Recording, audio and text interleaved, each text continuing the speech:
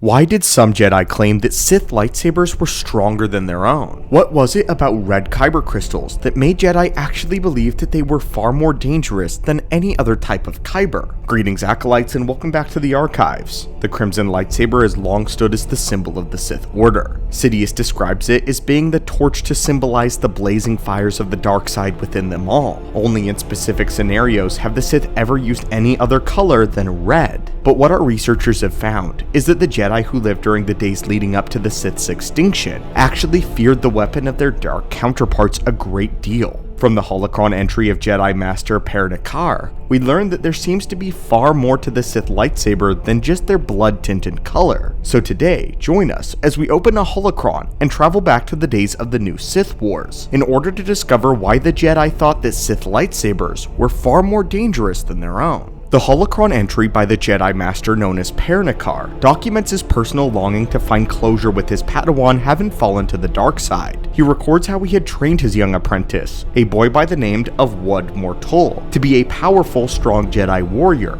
a valiant one. However, the next time that Master Pernikar saw Wud, he was charging at his old master with a blazing red saber in his hand. The Jedi Master Pernikar steeled himself and did his duty by quickly felling the new Sith warrior. At the end of the battle, the Jedi decided to take his Padawan's lightsaber for himself, but not just out of sentimentality. Jedi Master Pernikar had a question that he needed answered. Why red? The color of the Sith blade baffled him, and he couldn't wrap his mind around why such a happy young Jedi would fall to the dark side and trade his brilliant green crystal for a blood red one. The Master was having difficulty believing that his Padawan would have fallen so easily of his own volition, and so the Jedi theorized that the red crystals of the Sith perhaps caused their wielders to succumb to the dark side more easily. Master Pernikar went to the Jedi Armorer to hopefully gain more insight into the red weapon, but what he learned was far more troubling. This was his entry as he went to find an answer.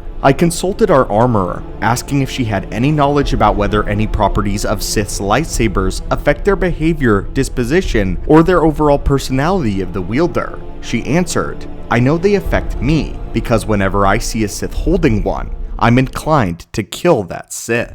This holocron entry was made about a decade prior to the Ruusan campaign, which would go down as the bloodiest conflict between the Jedi and the Sith in history. The new Sith Wars was an exhaustive time of endless fighting between the two Force factions, with heavy casualties being incurred on both sides of the war. What is troubling is the Jedi, by their own accounts, had to deal with the Sith with a force that they should not have, in a very troubling, brutal way. The Jedi Armorer revealed something important and shed a light on the horrifying truth of the Sith. Red lightsabers actively encouraged the Jedi to kill their wielders, tempting them with a self-righteous wrath.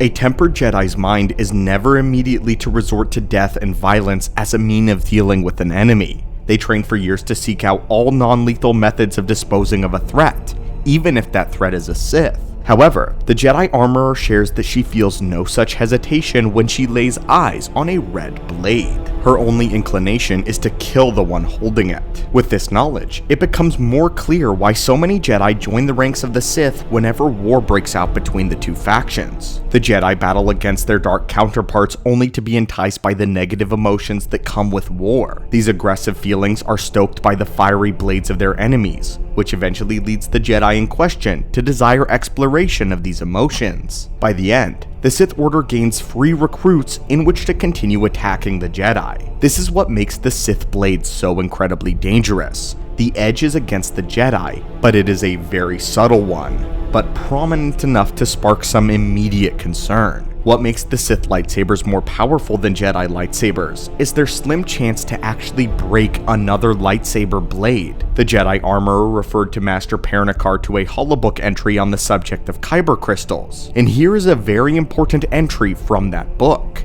Red crystals are ordinarily unsuitable for lightsabers since they are less stable than the customary green and blue crystals Jedi use for their blade generators in their lightsabers. However, red crystals, both genuine and synthetic, glow in harmonic vibration when energized by the dark side. When energized this way, red Sith crystals, as they are sometimes referred to, can actually produce a stronger blade and the rare potential to break the blade of a Jedi lightsaber. overloading the energy matrix and instantly burning out the opponent's weapon. Although this rarely happens, it is a known and a frightening possibility in combat. To break a lightsaber seems not only impossible, but absolutely terrifying. Red kyber crystals, when the dark side is flooded through them, will essentially vibrate on a certain frequency that makes them stronger. When they found this out, it seems the ancient Sith learned to engineer their lightsabers in such a way as to maximize the effectiveness of the red kyber. They constantly draw upon the raw emotions of battle and allow them to flood both themselves and their crystal with the dark side that it offers. You see, lightsabers run off of a cycling energy loop. When the blade makes contact with something, the spike in energy runs its course through a circuit, which in turn gives energy back to the power cell.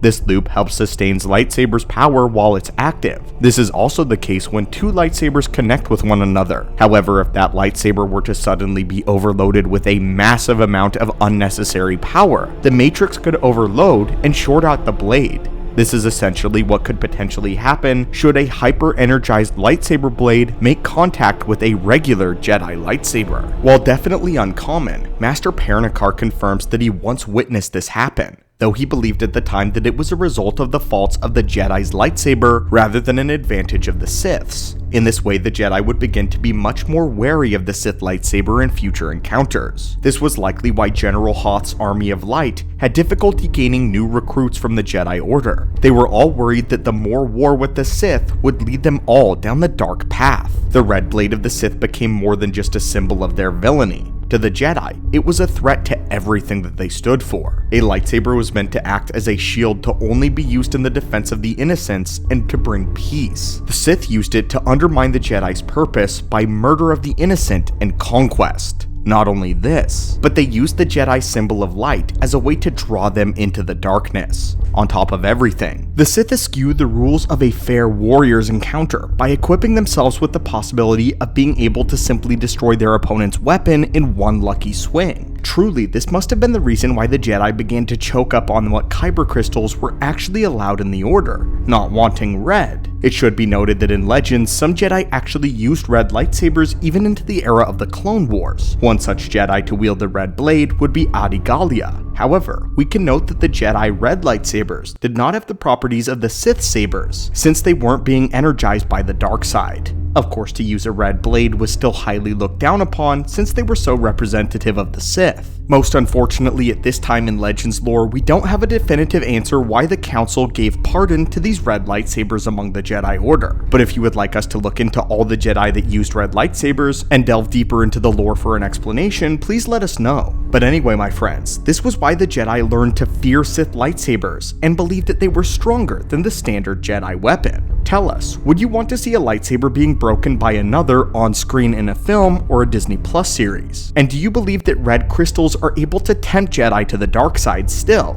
Let us know in the comments down below, and as always, may the Force be with you.